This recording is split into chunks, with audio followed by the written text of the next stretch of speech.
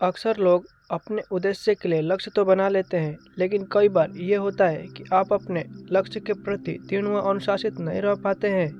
फिर दोबारा आप उस लक्ष्य तक नहीं पहुंच पाते हैं। इन सब का एकमात्र कारण ये है कि आपका मन आपके बस में नहीं है। मैं आपको इस वीडियो में महात्मा बुद्ध के एक कहानी के जरिए आपको बताना चाहूँगा कि महात्मा बुद्ध ने मन को बस में करने के लिए किस तरीके का प्रयोग किया। फिर आप अपने मन को बस में कर पाएंगे। तो चलिए बिना किसी देरी के इस कहानी को आखिर तक समझते हैं। एक बार महात्मा बुद्ध किसी नगर से गुजर रहे थे। बुद्ध की नज़र एक कपड़े के व्यापारी पर पड़ी जो दुखी और हताश दिखाई दे रहा था। बुद्ध चलकर उनके पास गए और पूछा कि हे व्यापारी, तुम इतने उदास क्यों हो? अगर तुम मुझे अपनी चिंता का विषय बताओ तो मैं तुम्हारी कुछ मदद कर सकता हूँ। कपड़े के व्यापारी ने बुद्ध को प्रणाम किया और उनको अंदर बुलाया। उस व्यापारी ने कहा कि जब से मेरी पत्नी की मृत्यु हुई है तब से मेरे घर पर मेरे छोटे बेटे की देखभाल वाला कोई नहीं है, इसलिए मैं हमेशा इसको अपनी दुकान पर लेकर आ जाता हूँ। लेकिन मेरी दुकान पर आने वाले हर ग्राहक की पगड़ी को ये उछालकर फेंक देता है। कभी कभी उनका झोला उठाकर बाहर फेंक देता है। मैंने इसको बहुत समझाया, डांटा, लेकिन यह नहीं समझा।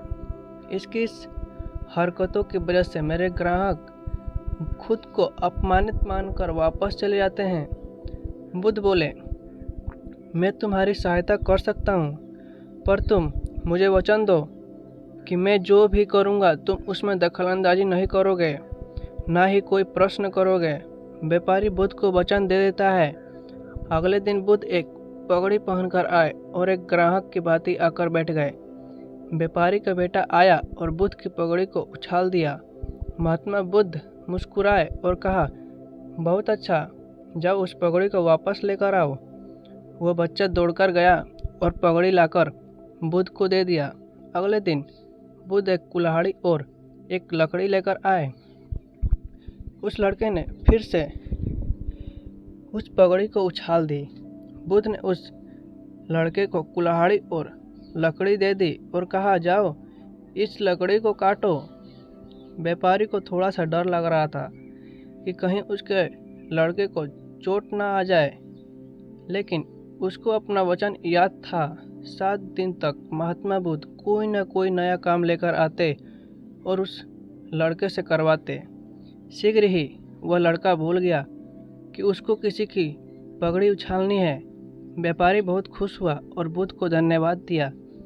मुझे पता है कि इस कहानी का और मन के वश को कोई विशेष संबंध नहीं है, लेकिन पहले आप इस तर्क को समझ लीजिए। अगर हम अपने मन को अपने हिसाब से काम नहीं करवाएंगे तो मन अपने हिसाब से काम करेगा।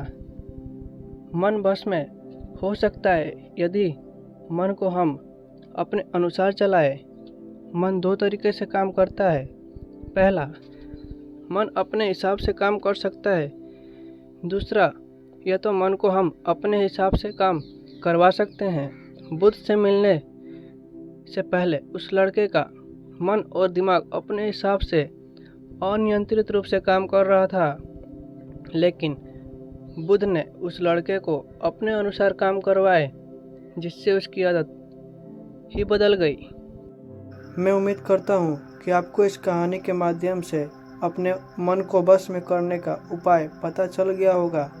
तो आपको ये वीडियो अच्छा लगा हो तो इस चैनल को सब्सक्राइब और बेल आइकन को प्रेस कीजिए ताकि और भी इंफॉर्मेटिव नॉलेज आप तक इस चैनल के माध्यम से पहुँच सके।